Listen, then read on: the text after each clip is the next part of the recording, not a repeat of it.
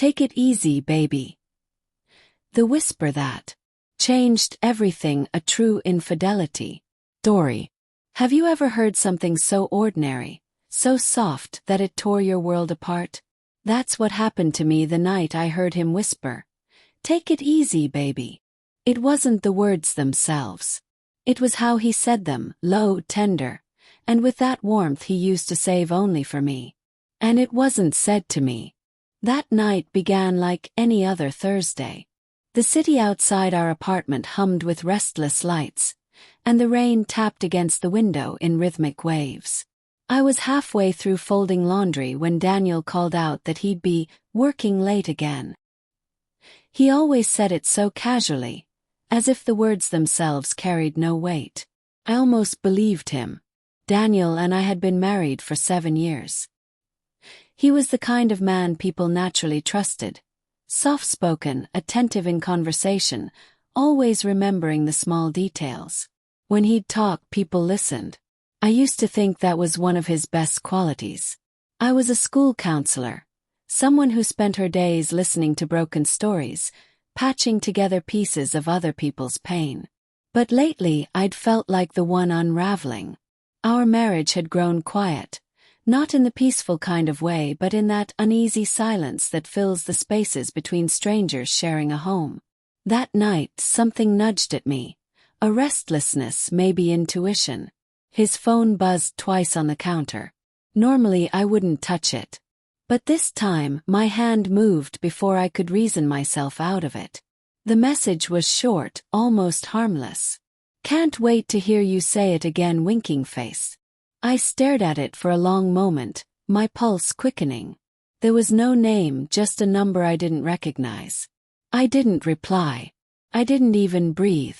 I just placed the phone back exactly where it had been, as though the truth might remain unspoken if I didn't disturb it. By the time he came home, I'd convinced myself it meant nothing. Maybe a client. Maybe a joke. I wanted to believe that. When he entered, soaked from the rain, he smiled faintly and brushed my shoulder in passing. The touch felt foreign, like someone else's hand wearing his skin. Later, as he showered, I heard him humming a tune, soft, melodic. Then, over the sound of running water, came the words that froze me in place. "Take it easy, baby." My heart sank. That whisper didn't belong here. It wasn't meant for me. I stood outside the bathroom door, the steam curling around the edges like a veil between two worlds, the one I thought I lived in, and the one I was just beginning to see. And that's when I knew. Something was breaking quietly beneath the surface of our perfectly ordinary life. The next morning, sunlight streamed through the curtains as if mocking the storm that had gathered inside me. Daniel sat across the table, sipping his coffee, flipping through emails as though nothing had changed. His tie was slightly crooked, his smile effortless, and yet everything about him felt rehearsed. "Big day?" I asked, pretending my voice hadn't cracked halfway through. He looked up briefly, eyes distant. "Just the usual. Meetings, deadlines, chaos. You know how it is." He chuckled softly, but the warmth in his laughter used to make me feel safe. Now it only sounded like camouflage. I studied him the way I'd studied my counseling students, searching for micro-expressions, inconsistencies, anything that betrayed what words refused to admit. His phone sat face down on the table, its silence louder than ever. In the past, we'd talk about everything. My students, his co-workers, weekend plans. Now, our conversations had become a ritual of avoidance, a dance around invisible walls. That day, as he kissed my forehead before leaving, I caught a faint trace of perfume, one that didn't belong to me. It wasn't strong, just enough to linger, to question. After he left, I sat on the couch, the quiet pressing down on me like gravity. I tried to distract myself, cleaned the kitchen, organized the shelves, answered a few emails, but every sound, every stillness felt like an accusation. By noon, I'd opened his social media. Nothing suspicious. Just the same curated normalcy, Work lunches, motivational quotes, the occasional selfie. But there was one thing that made my heart tighten. A photo posted 3 weeks ago from a late-night event. A blurred reflection in the background. Someone's hand resting on his shoulder. A woman's hand. Maybe I was imagining it. Maybe I wasn't. I clicked away quickly, as if shutting the app could erase the doubt clawing inside me. But denial is a fragile comfort. It doesn't last long when the truth starts whispering in your ear. That evening I called my best friend Mira. She listened quietly as I stumbled through my thoughts, my suspicions, the text message I shouldn't have read. "Do you think he's seeing someone?" she asked, her voice careful, gentle. "I don't know," I whispered. But I can't stop hearing it, the way he said those words. "Take it easy, baby," she repeated, almost in disbelief. "Yeah, that's not nothing." Her words landed heavy. I felt exposed, like she'd voiced what I'd been too afraid to name. When we hung up, I stared at my reflection in the dark window. The woman looking back at me didn't seem like me anymore. She looked uncertain, almost foreign, like someone watching her own life from the outside. And as the evening deepened into silence, I realized that love can die quietly, not with a fight or a scream, but with a whisper you weren't meant to hear. The days that followed felt like living beneath glass. Everything looked the same, yet every sound, every movement echoed too loud. I watched Daniel the way one studies a stranger in a crowded room, trying to guess their story from the smallest details. He'd started coming home later. Sometimes he smelled faintly of wine. Other times his shirt carried a trace of perfume that was almost, but not quite mine. I told myself I was being paranoid, that marriages had rough seasons. But beneath that denial, my intuition whispered, "No, this is different." One evening, while clearing the dinner table, his phone buzzed again. He was in the shower, and this time I didn't hesitate. My fingers moved with a calm that frightened me. The message preview glowed on the screen. "I can still hear you saying it." Miss that voice. No name. Just another unknown number. But my pulse told me what my mind refused to accept. When Daniel walked out, towel around his shoulders, I was still standing there, his phone in hand. His eyes widened for a fraction of a second before the mask returned. "Why are you going through my phone?" His tone was measured, careful. "I could ask why someone's messaging you about your voice." I shot back, my voice trembling despite the anger burning underneath. He sighed, running a hand through his damp hair. "It's work, Anna. Client from the campaign. You're reading too much into it." His calmness infuriated me. He was too composed, too sure that I would fold. And for a moment I almost did. He stepped closer, touched my shoulder and said softly, "You need to relax. You've been stressed lately." That word, relax, landed like a command, not comfort.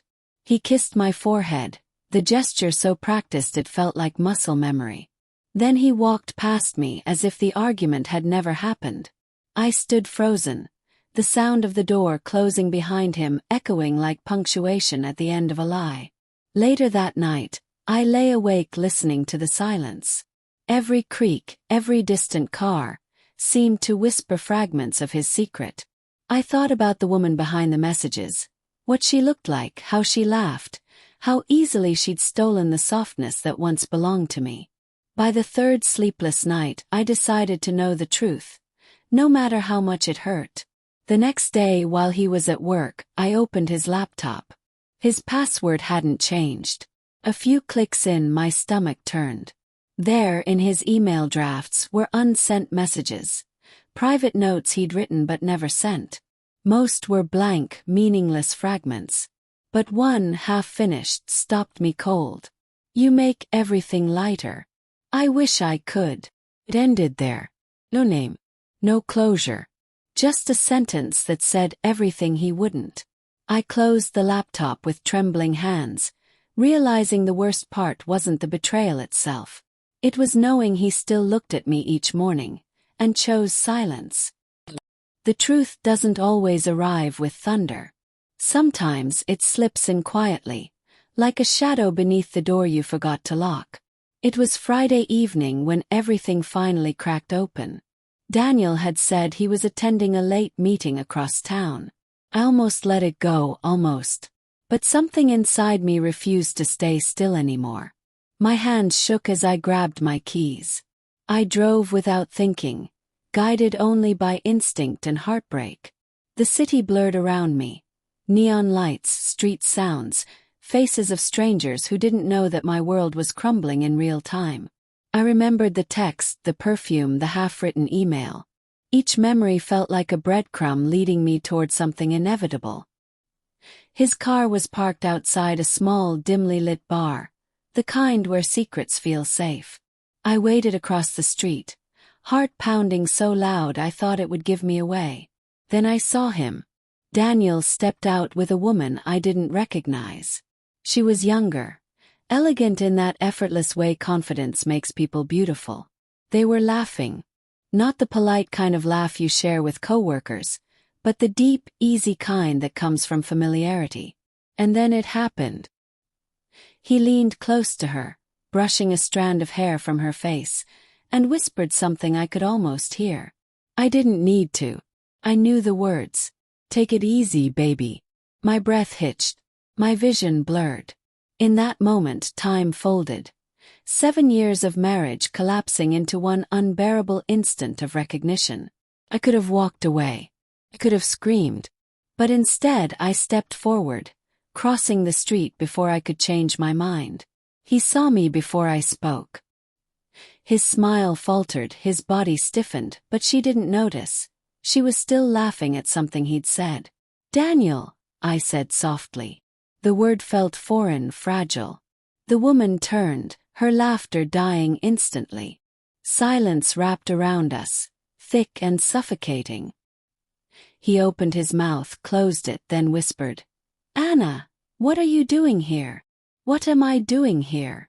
I repeated, almost laughing. "That's my question for you."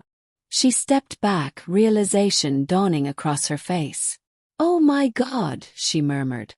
"You didn't tell me you were married," I finished for her. "No, he didn't." Daniel's face drained of color. "It's not what it looks like," he started, but even he sounded unconvinced. "I heard you," I said. "I heard everything." He reached for me, but I stepped back. The streetlight between us painted him in gold and shadow. Half the man I thought I knew, half the stranger I'd been living with. For the first time in months, I felt strangely calm. The whisper that once shattered me now sounded empty, meaningless.